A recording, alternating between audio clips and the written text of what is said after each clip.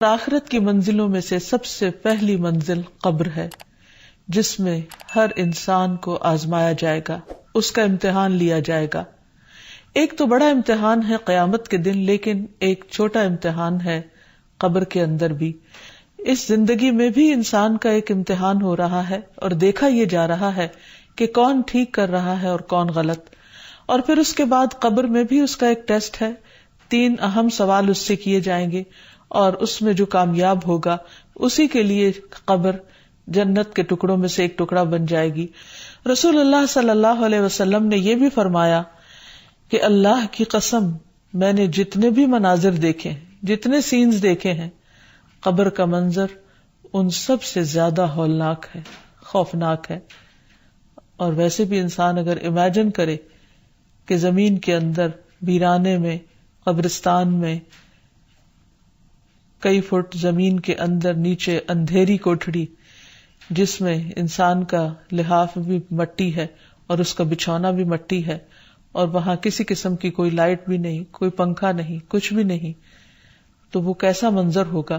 تو نبی صلی اللہ علیہ وسلم نے سچ فرمایا کہ میں نے اس سے زیادہ ہولناک منظر کوئی اور نہیں دیکھا۔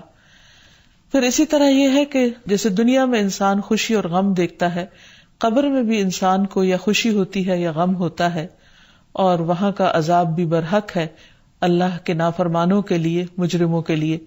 جہاں تک قبر کے سوال و جواب کا تعلق ہے تو اس کے بارے میں حدیث میں آتا ہے، نبی صلی اللہ علیہ وسلم نے فرمایا کہ جب انسان کو دفن کر کے اس کے ساتھی چلے جاتے ہیں تو ایک فرشتہ جس کے ہاتھ میں گرز ہوتا ہے آ کر اسے اٹھا دیتا ہے اور اس سے محمد صلی اللہ علیہ وسلم کے متعلق پوچھتا ہے۔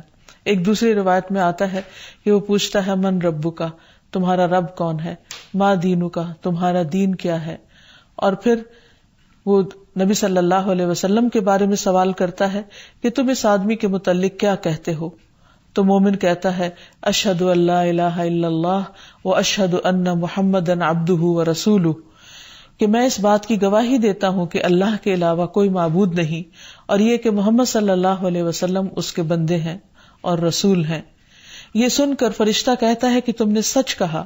کسی نے پوچھا، یا رسول اللہ صلی اللہ علیہ وسلم، وہ فرشتہ تو ہاتھ میں گرز لے کر جس کے سامنے کھڑا ہوگا اس پر گھبراہٹ طاری ہو جائے گی، یعنی اس کے حال حلیہ دیکھ کر ہی خوف آنے لگے گا۔ تو نبی صلی اللہ علیہ وسلم نے فرمایا، اللہ ایمان والوں کو کلمہ توحید پر ثابت قدم رکھتا ہے، جس کا ذکر سورۃ ابراہیم میں بھی آتا ہے، یثبت اللہ الذین آمنوا بالقول الثابت فی الحیات الدنیا وفی الآخرہ، اللہ قول ثابت کے ذریعے دنیا اور آخرت میں اپنے بندوں کو ثابت قدم رکھتا ہے، یعنی کلمہ طیبہ کے ذریعے۔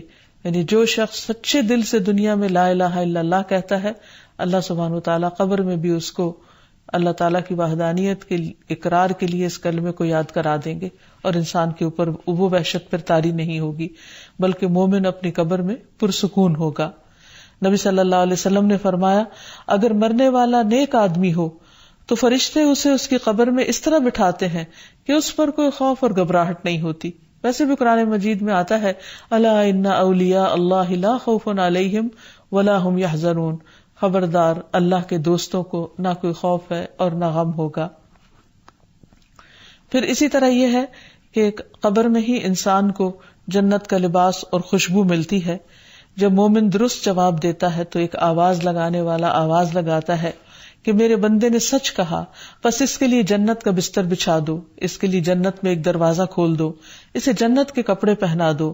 پھر جنت کی ہوا اور خوشبو اس کے پاس آتی ہیں اور اس کی قبر حد نگاہ تک کشادہ کر دی جاتی، یعنی کھلی کر دی جاتی ہے۔ جنت کے دروازوں میں سے ایک دروازہ کھول کر اسے اس کی آخری قیام گاہ یعنی جنت میں اس کا جو گھر ہے وہ دکھا دیا جاتا ہے، اور اسے بتایا جاتا ہے کہ یہ ہے وہ جگہ جو اللہ سبحانہ تعالیٰ نے تمہارے لیے تیار کر رکھی ہے۔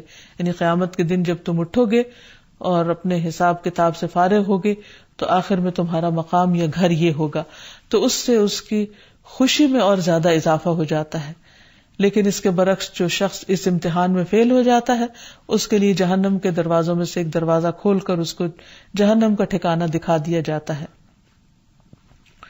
پھر اسی طرح یہ ہے کہ انسان کی قبر وسیع اور روشن کر دی جاتی ہے، ابو ہریرہ سے روایت ہے کہ رسول اللہ صلی اللہ علیہ وسلم نے فرمایا، مومن شخص اپنی قبر میں سبز باغیچے میں ہوتا ہے تو اس کے لیے اس کی قبر کو 70 ہاتھ کشادہ کر دیا جاتا ہے اور اس کے لیے 14ویں کے چاند کی طرح روشنی کر دی جاتی ہے.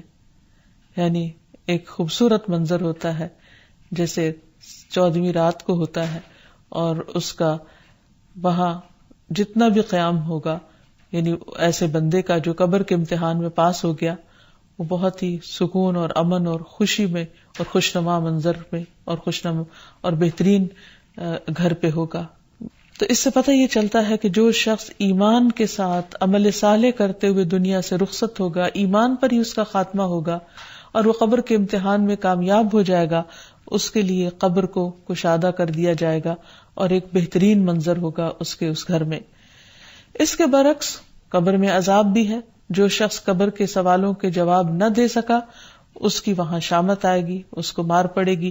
نبی صلی اللہ علیہ وسلم نے فرمایا کہ آدمی جب قبر میں رکھا جاتا ہے اور دفن کر کے اس کے لوگ پیٹ موڑ کر رخصت ہوتے ہیں تو وہ ان کے جوتوں کی آواز سنتا ہے. پھر 2 فرشتے آتے ہیں، اسے بٹھاتے ہیں، پوچھتے ہیں اس شخص کے متعلق تمہارا کیا اعتقاد ہے؟ کافر یا منافق یہ جواب دیتا ہے کہ مجھے نہیں معلوم، میں نے لوگوں کو ایک بات کہتے ہوئے سنا، میں بھی کہتا رہا. پھر اس سے کہا جاتا ہے کہ نہ تو نے کچھ جانا اور نہ پڑھا. اس کے بعد لوہے کے ہتھوڑے سے اس کے دونوں کانوں کے درمیان بڑے زور سے مارا جاتا ہے اور وہ اتنے بھیانک طریقے سے چیختا ہے کہ 2 بوجھوں یعنی انسان اور جن کے علاوہ ارد گرد کی ساری مخلوق اس کی چیخ سنتی ہے. پھر اسی طرح جہنم سے لباس اور بستر آتا ہے. آسمان سے منادی آواز لگاتا ہے، اس نے جھوٹ بولا، اس کے لیے آگ کا بستر بچھا دو، آگ کا لباس پہنا دو. پھر جہنم کا دروازہ کھول دیا جاتا ہے، قبر کو تنگ کر دیا جاتا ہے. اس شخص پر اندھا بہرا فرشتہ مقرر کر دیا جاتا ہے جو اس پر سزا دینے کے لیے مسلط ہوتا ہے تاکہ اس پر کسی قسم کا کوئی رحم نہ کھائے. اور پھر قبر میں اس کی نیند کی کیفیت کے بارے میں آتا ہے کہ اس سے کہا جاتا ہے کہ تم منحوش کسی نیند سو جاؤ.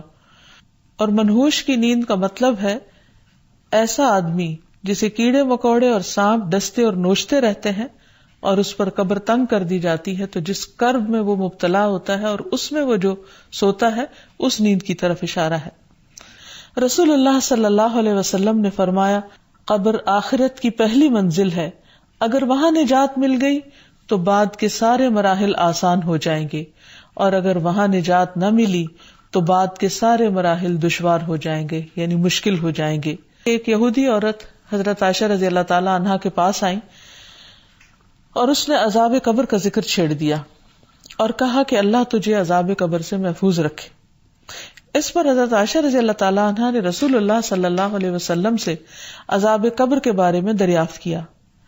آپ نے اس کا جواب دیا کہ ہاں، عذاب قبر حق ہے، یعنی واقعی ہے. تو حضرت عائشہ نے بیان کیا کہ پھر میں نے کبھی ایسا نہیں دیکھا کہ آپ صلی اللہ علیہ وسلم نے کوئی نماز پڑھی ہو اور اس میں عذاب قبر سے اللہ کی پناہ نہ مانگی ہو. یعنی ہمیشہ آپ صلی اللہ علیہ وسلم ہر نماز میں اللہ سبحانہ وتعالی سے دعا کرتے کہ وہ عذاب قبر سے محفوظ رکھیں. اسی طرح ایک اور موقع پر نبی صلی اللہ علیہ وسلم اپنے صحابہ کے ساتھ بنو نجار کے باغ سے گزر رہے تھے تو اچانک وہ گدھا بدک گیا جس پر آپ سوار تھے، تو قریب تھا کہ وہ آپ کو نیچے گرا دے. تو آپ صلی اللہ علیہ وسلم نے پوچھا کہ یہاں اس جگہ پر کیا ہے؟ تو پتہ چلا کہ یہاں دور جاہلیت کے لوگوں کی قبریں ہیں. تو آپ صلی اللہ علیہ وسلم نے جب پوچھا کہ یہ لوگ کب مرے تو عرض کیا گیا کہ یہ لوگ شرک کی حالت میں مرے تھے. تو آپ نے فرمایا کہ ان لوگوں کو ان کی قبروں میں عذاب ہو رہا ہے. اگر مجھے یہ خیال نہ ہوتا کہ تم لوگ اپنے مردوں کو دفنانا چھوڑ دو گے تو میں تمہیں یہ عذاب اس وقت سنواتا، یعنی اللہ تعالیٰ سے دعا کرتا کہ تمہیں قبر کے عذاب کو سنوا دے جسے میں سن رہا ہوں. پھر آپ صلی اللہ علیہ وسلم ہماری طرف متوجہ ہوئے اور فرمایا، تم لوگ دوزخ کے عذاب سے اللہ کی پناہ مانگو. صحابہ نے عرض کیا، ہم دوزخ کے عذاب سے اللہ کی پناہ مانگتے ہیں. پھر اسی طرح آپ نے فرمایا کہ تم قبر کے عذاب سے اللہ کی پناہ مانگو. تو صحابہ نے عرض کیا، نعوذ باللہ من عذاب القبر، کہ ہم قبر کے عذاب سے اللہ کی پناہ مانگتے ہیں، یعنی اللہ تعالیٰ ہمیں اس سے محفوظ رکھے. سعید بن مسیب کہتے تھے میں نے ابو ہریرہ کے پیچھے ایک بچے پر نماز جنازہ پڑھی جس نے کبھی کوئی گناہ نہ کیا تھا، تو میں نے ان کو یہ کہتے سنا اللہم اعذہ من عذاب القبر، اے اللہ اس کو عذاب قبر سے بچا، کیونکہ قبر ہر ایک کو بھیجتی ہے، چاہے کوئی چھوٹا ہو یا بڑا ہو۔ تو اللہ تعالیٰ سے دعا ہے کہ وہ ہم سب کو اس دن کے فتنے سے یعنی قبر کے فتنے اور عذاب سے محفوظ رکھے۔